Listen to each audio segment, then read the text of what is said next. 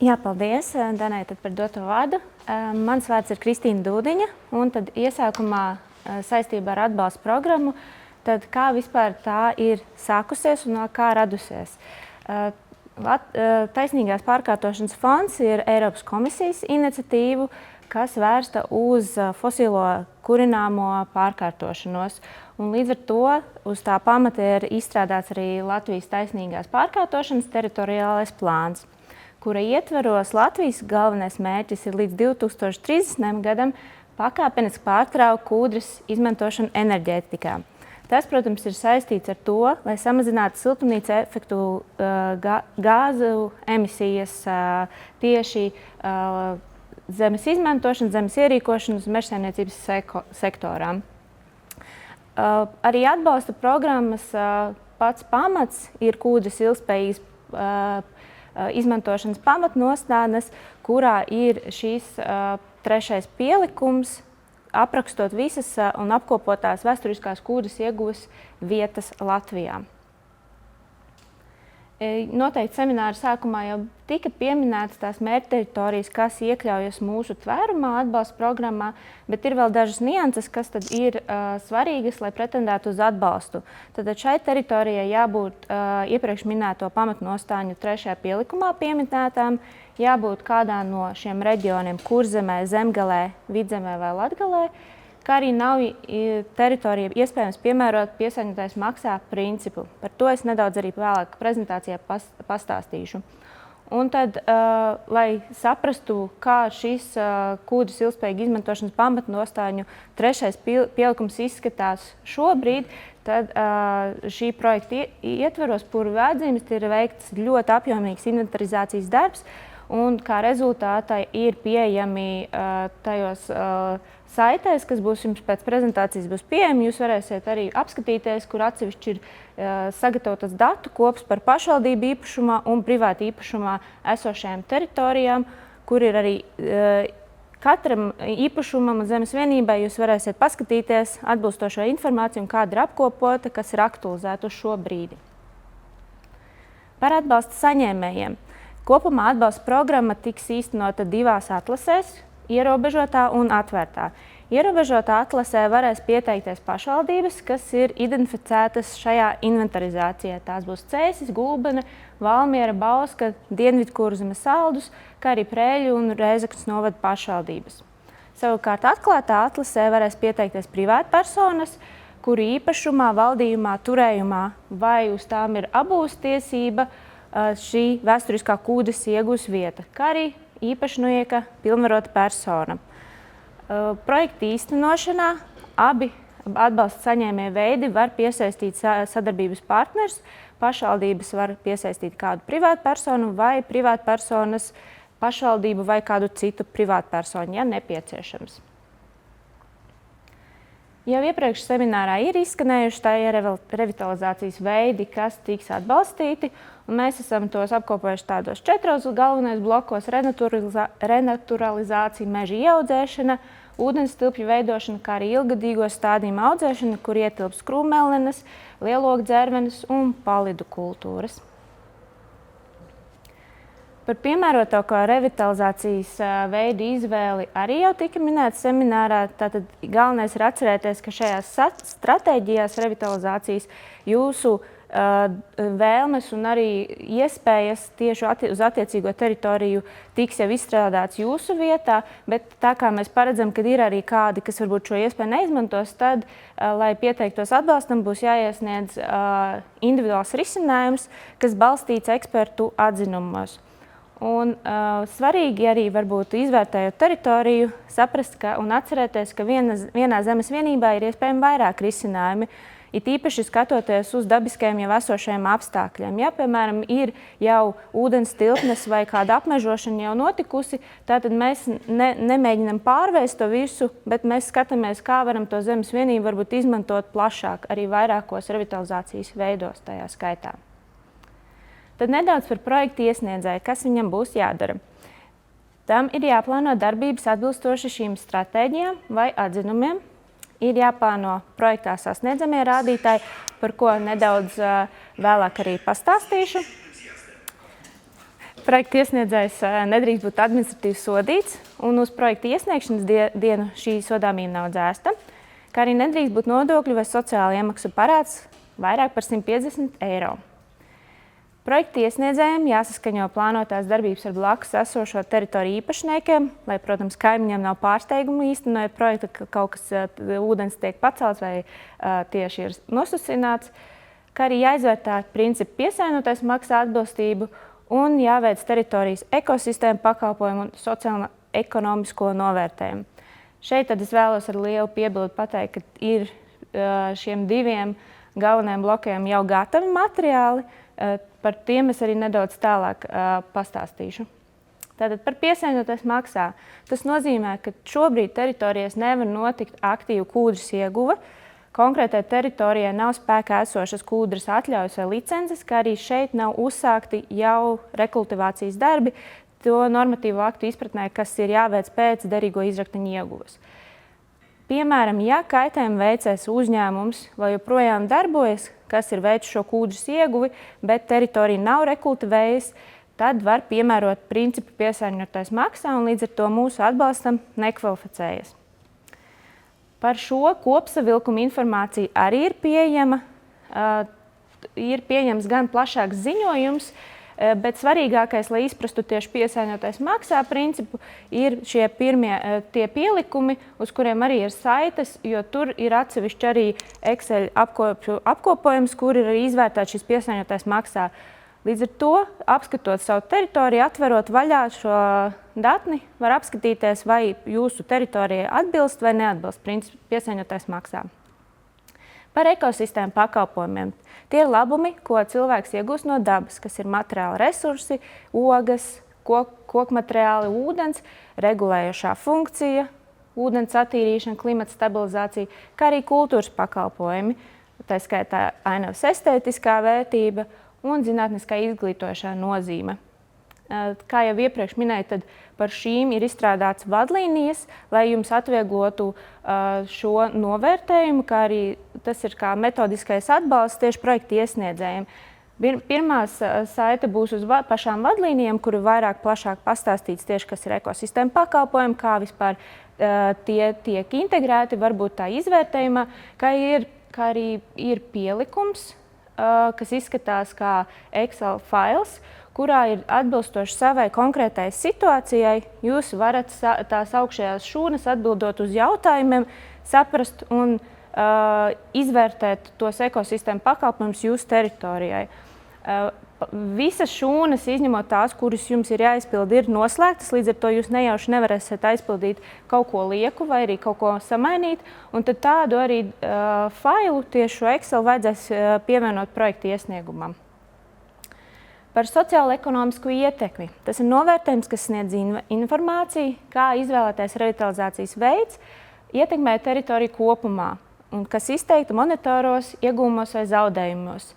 Arī šeit ir pieejamas vadlīnijas, tā skaitā pielikums, kur ir jāatzīmē jūsu platība katram revitalizācijas veidam, kā arī, ja, piemēram, ir viens veids, tad arī tiks, ja pārējās ailes būs 0, piemēram, tikai apmežošana plānota, tad tas arī automātiski pārveidosies citos ciparos, kas arī atsevišķi viņi aprēķina formulas ir ielikt šajos failos. Arī šeit šūnas ir noslēgts, kuras jums nav jāizpilda, un arī šeit būs tādas fails, kas ir jāiesniedz pie projekta pieteikuma.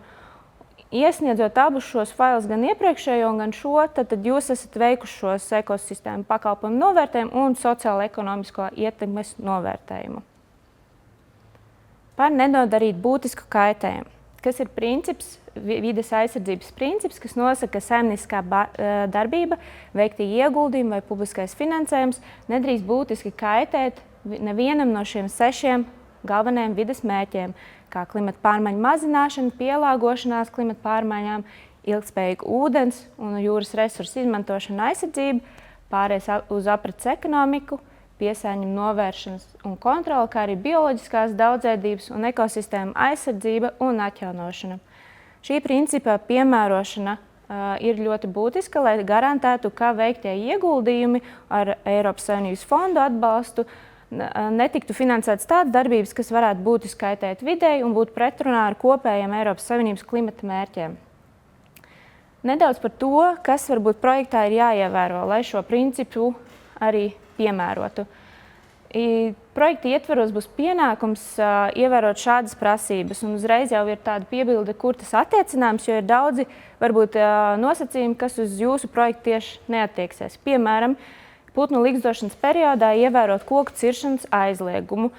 Ja jūs neplānojat projektā cirst kādus kokus, tad uz jums tas neatiecās. Savukārt, ja jums jūsu darbību plānā tas būs ietverts, tad jums būs jāpaliecina, ka jūs to ievērosiet. Veicot meliorācijas sistēmu izbūvi, pārbūvi vai atjaunošanu riska ūdens objektu sataces baseinos, jāveido vidēji saudzīgas meliorācijas sistēmas. Lai būtu vieglāk saprast, ko šie jēdzieni nozīmē, te būs saites uz attiecīgiem dokumentiem, kur varēsiet paskatīties gan, ko nozīmē riska ūdens objektu sataces baseinos vai jūsu teritorija tajā atrodas, kā arī neliels informatīvs materiāls, kas ir vidēji saudzīgas meliorācijas sistēmas ar piemēriem. Nākamie jau būs vairāk, kas attiecas uz īpaši aizsargājumu dabas teritoriju, mikroliegumiem un biotopiem. Līdz ar to, ja jūsu teritorija nav tajā iekļauta, tad tas uz jums neattieksies. Bet attiecībā uz īpašajām teritorijām ir svarīgi atcerēties, ka tajā var būt spēkā kāds dabas aizsardzības plāns vai kādi īpaši tehniskie noteikumi, kas ir jāievēro, vai arī, ja tādu nav spēkā, tad būtu jāsaņem dabas eksperta atzinums. Un, ja arī attiecināms, arī hidrologa atzinums par ūdens līmeņa režīmu izmaiņām un to ietekmi uz apkārtējām teritorijām. Ja atbilstoši dabas plānam vai izmantošanas noteikumiem meliorācijas izbūve, atjaunošana vai pārbūve ir atļauta, tad to jāsaskaņo ar dabas aizsardzības pārvaldi, kā arī, ja mežs tiek ieaudzēts šādās teritorijās, jāsņem dabas aizsardzības pārvaldes saskaņojums, bet vēl mikroliegumiem un Eiropas Savienības nozīmes biotopiem svarīgi būs arī dabas eksperta atzinums. Lai nedaudz saprastu, varbūt, kā šo principu piemērot savai konkrētai teritorijai un revitalizācijas veidam, ir izstrādātas vadlīnijas, kas sniedz pārskatu par katra veida iespējamo ietekmi un kā to varētu minimizēt vai arī, lai neveidotu negatīvu ietekmi uz to. Kā piemēru varu parādīt tieši lielogu dzērveņu audzēšanā, kur kā kontroli jautājumos būs katrs tas iepriekš minētie no tiem 6 vides mērķiem, tad neliels apraksts, kā tieši lielogu dzērveņu audzēšana ietekmē šo konkrēto vides mērķi, un tad ar piemēriem, ko var darīt, lai šo ietekmi mazinātu. Un tāds ir liels apjomīgs dokuments par katru revitalizācijas veidu, un jūs varat iziet tam cauri, izvērtēt, ko jūs varat piemērot, lai šo ietekmi arī mazinātu. Par projektu īstenošanu kā tādu. Viens projekta iesniedzējs var iesniegt vairākus projektus, un tajā skaitā vienā projektā var iekļaut darbības vienā vai vairākās teritorijās. Tas jums jāskatās vairāk, kā jums ērti ir no administrēšanas viedokļa, arī kā jūs labāk visu varēsiet apgūt. Par projekta īstenošanas principiem. Ja attiecināms, jāveic iepirkumi saskaņā ar normatīvu aktu prasībām. Tas, protams, vairāk ir attiecināms uz pašvaldībām, vai arī, ja jūs kādas sliekšņus tieši iepirkuma summās pārkāpsiet. Projekta izmaksu pieaugumu jāsadz no saviem līdzekļiem, proti, ja jums ir projekts apstiprināts un projekta īstenošanas laikā kāda pozīcija tomēr ir dārgāka, tā būs jāsadz no jūsu pašu līdzekļiem finansējuma. Projektā jānodrošina dubultā finansējuma neiestāšanos, kas nozīmē, ka tās pašas darbības projektā nedrīkst atbalstītas vai finansētas no citiem finanšu vai ārvalstu fondiem atbalsta instrumentiem. Ir jānodrošina atsevišķa grāmatvedības uzskaita par finansējumu izlietojumu projektā. Ir jānodrošina, ka nekustamais īpašums vismaz 15 gadus ir īpašumā, valdījumā, turējumā vai ir spēkā esoša apbūvstiesība, kā arī šajā vietā netiek uzsākta kūdras ieguve vismaz 15 gadus. Tāpat ir jānodrošina, ka šīs darbības negatīvi neietekmēs apkārt esošās ūdens tilpnes un apkārt esošo teritoriju meliorācijas sistēmas funkcionalitāti, kā arī nodrošina, ka teritorijās, kur ilgadīgie stādījumi līdz šim nav audzēti, tos ierīkos tā, lai tie neapdraudētu blakus esošo teritoriju hidroloģisko režīmu. Tāpat projektu īstenošanā, ja attiecināms, ir jāveic ietekmes uz vidi novērtējums vai sākotnējais izvērtējums. Uz projektu iesniegšanas brīdi tas var nebūt tikt izveikts, bet tie ir jāsaņem līdz konkrētu būvdarbu veikšanai. Neliela atkāpe, ka svarīgs izņēmums ir ilgadīgo paludu kultūru stādījumi, jo uz to gan vajadzētu būt projekta iesniegšanas brīdī izveiktam ietekmes uz vidi novērtējumu vai sākotnējam vai Natura 2000 teritoriju novērtējumam. Revitalizācija svarīgi īstenot arī atbilstoši teritorijas attīstības plānošanas dokumentiem, vai arī tas ir jāsaskaņo ar attiecīgo pašvaldību, ja ir nepieciešams kādas izmaiņas teritorijas plānošanas dokumentos. Un, ja attiecināms, nodrošina zemes lietojuma veida maiņu vai nekustamā īpašuma lietošanas mērķa maiņu ierosināšana atbilstoši normatīvu aktu prasībām. Nedaudz par meža ieaudzēšanu tieši, kas attiec uz konkrēšu apmežošanas revitalizācijas darbību. Meža ieaudzēšana jāveic saskaņā ar normatīviem aktiem par meža atjaunošanu, meža ieaudzēšanu un plantāciju mežu. Projektā būs jānorāda valdošā koku suga. Kā iepriekš pie īpaši aizsargājuma dabas teritorijām jau pieminēja, ka tajās vietās būs jāsaņem arī dabas aizsardzības pārvaldes saskaņojums vai dabas eksperta atzinums. Teritorijas platībai ir jābūt skaidri iezīmētai ārējām robežām un arī īstenotās darbībām jābūt identificētām, lai varētu saprast, kas jūsu projektā tieši ir izdarīts, kura konkrēta teritorija ir apmežota, un kā arī jānodrošina piekļuve uzraugošajām iestādēm. Meža ieaudzēšanā neveido tīraudzes, kas lielāks par 2 hektāriem. Savukārt, ja tādas ir plānotas, tad jāveido dažādu koku sugu piemistrojums ar grupveida stādījumiem. Ir jāsaglabā saurupa augoši koki, koku grupas rindas un alejas, kā arī meža ieaudzēšanas stādējumu materiālam jābūt certificētam. Attiecībā uz ilgadīgo stādījumiem būs projektā jānorāda stādījuma auga nosaukums, ogulai pavairošanai un stādīšanai būs jāizmanto pārbaudīts standarts vai certificēts pavairojamais materiāls, kā arī lauksaimniecībai izmantojamā zemē, kas atrodas īpaši jutīgajās teritorijas, jāizstrādā mēslošanas plāns. Par ūdenstilpni. Tā ir jāveido tā, lai tā veicinātu ekosistēmas attīstību un bioloģisko daudzveidību. Tā skaitā paredzot putnu dzīvotņu elementus, kas ir lēzeni krasti, sekulūdens joslas, ūdenstilpnes krastos ir jāsaglabā vai jāieplāno koku un krūmu pudurus putnu slēptuvēm. Esošā normatīva regulējuma ietverā iespējams veikt tādus ūdenstilpnes izveidošanas darbus, kas paredz teritorijas apludināšanu un derīgo izrakteņu norakšanu līdz 10 000 kubikmetriem, lai nebūtu jāsaņem derīgo izrakteņu iegūs licence. Ko mēs nevaram atbalstīt?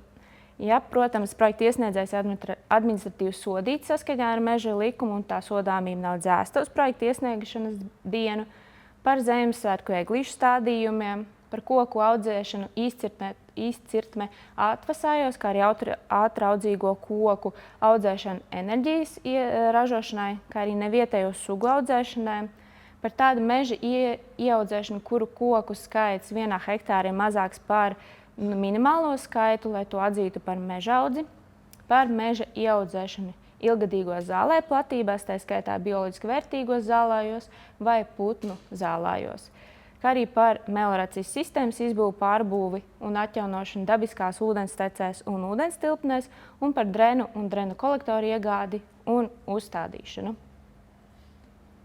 Tas no manas puses šobrīd viss. Pirms ķeramies klāt tieši finanšu daļai un atbalsta summām, vai ir līdz šim radušies kādi jautājumi?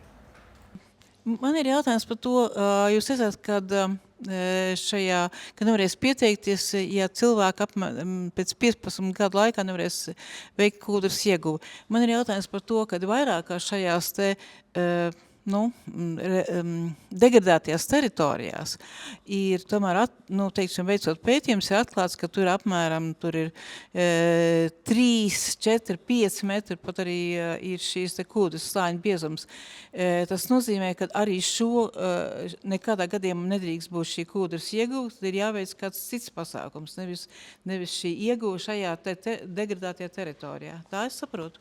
Ja ir tāda izpēta veikta un projekta iesniedzējs to apzinās, tad, protams, viņam varbūt ir izdevīgāk tomēr veikt to kūdras ieguvi vispirms, un pēc tam jau saņemot to licenci būs tie rekultivācijas nosacījumi, un pēc ieguves tas jau arī nenotiek tik drīz, tas jau arī vairāku 10 gadu garumā tā ieguva notiek. Tad viņam būs pa pašu līdzekļiem jāveic šī rekultivācija normatīvais aktos spēkā. Bet, ja vēlas mūsu programmā, lai tomēr nav tā, ka mēs ieguldījām kādā teritorijā, tikko ir iestādies mežs, un jau pēc 5 gadiem visu raujam ārā, tas būtu tā izšķērdīgi tomēr, un tāpēc mums ir tāds nosacījums, un mēs domājam arī diezgan samērīgs tas 15 gadu termiņš, ka tomēr nevar visu vēlreiz uzrakt un iegūt to kūdru. Mums ir jautājums, kāpēc tieši 15 koku, lai izauguši vai 30 vai 50 gadus? Jā, protams, bet mēs vairāk arī no tāda projekta iesniedzēja puses, lai tas būtu samērīgi, lai neuzlikt pārāk lielu slogu uz varbūt viņiem, kad arī viņi vēlas varbūt kaut kad pārdot vai kādas citas ierobežojumus. Protams, mēs saprotam, mēs varējām arī uzlikt 100 gadus, bet tas nebūtu, man liekas, samērīgi pret projekta iesniedzēju. Es saku, ka pēc 16 gadiem tos kokus var raut ārā. Tā iznāk. Tehniski, jā, protams, bet tas tomēr ir man jautājums ir, kad bija mazliet samulsināt tas, kad jūs noteiktā platībā varbūt tik un tik koku. Kas ir pa pamatu šādai koku skaita izvēlei,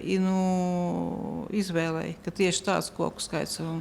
Tie visi nosacījumi, kas ir mūsu atbalsta programmā, ir diezgan daudz balstīti uz jau esošo normatīvo regulējumu, tā skaitā uz meža likumu, kad arī tas ir aktuāla informācija un nosacījumi. Līdz ar to, ja mēs plānojam tās darbības, mēs esam apskatījušies, kas uz to meža ieaudzēšanu konkrēti attiecās un kādi nosacījumi jau ir spēkā esoši. Tāpat, piemēram, arī par ietekmes uz vidi novērtējumu. To arī ne mēs regulējam, bet mēs zinām, ka tāds pastāv un kādai darbībai var būt. Protams, tā būs minimāls procents, bet tā kā tas ir iespējams, mums ir jāparedz arī šādi nosacījumi mūsu programmā. Man galvenais tas skaits tā kā samulsināja, kāpēc tieši tik un ne mazāk. Tas ir citos, normatīvais aktos minēts. Un vēl viens jautājums noslēdzošais, vai jūsu prezentācija arī būs pieejama? Jā, protams. Tāpēc arī tur visur ir salikti saites, linki, un tad visu varēsiet uzklikšķināt, un tad varēsiet to informāciju papildus aplūkot. Vai vēl kāds jautājums varbūt? Labi, tad paturiet jautājumus vēl pie sevis, jo būs nākamā finanšu daļa, ko man kolēģis stāstīs, un tad jau pēc tam mēs varam vēlreiz padiskutēt. Paldies!